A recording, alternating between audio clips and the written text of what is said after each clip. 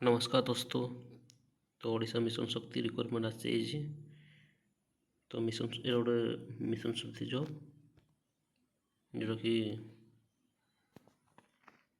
Contractual basis आसी Odisha government द्वारा आसी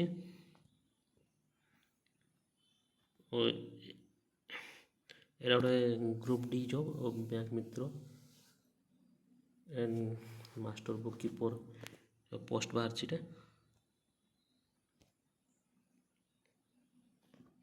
देखिपे बैंक मित्र लिखाई।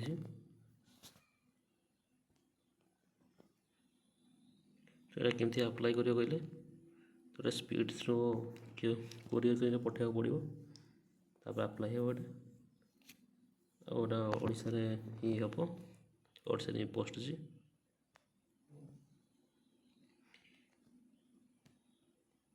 तो यार अपडेट आसीनी लास्ट डेट अपडेट आसीनी आसले मुझे जनइबी यार बोथ मेल एंड फीमेल पुरुष महिला दुई जन अप्लाई करें।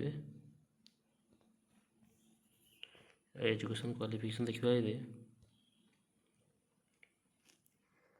7 क्लास पास ही दरकार, सप्तम पास ही दरकार, दशम द्वादश पास ही दरकार और एक्सपीरियंस थी दरकार हो बस ये पास ना ये सब अप्लाई करें।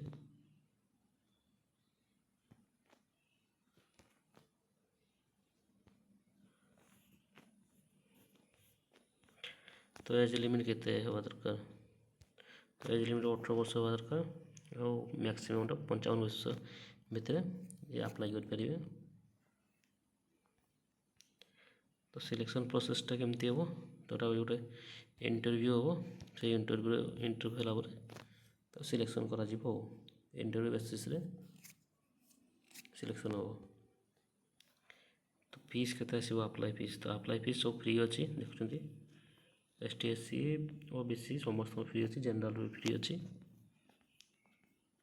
तो डॉक्यूमेंट कौन कौन दरकार हो डॉक्यूमेंट हूँ मार्कशीट दरकार हम recent photo passport size photo दरकार caste certificate Aadhaar resident certificate experience certificate voter ID exchange certificate बस एति आपने अप्लाई करेंगे। तो यार लास्ट डेट आसी नहीं बहुत जल्द आसो जी चाहते अप्लाई करने तो अप्लाई करदे नोटिफिकेशन आ जाए। Okay thank you.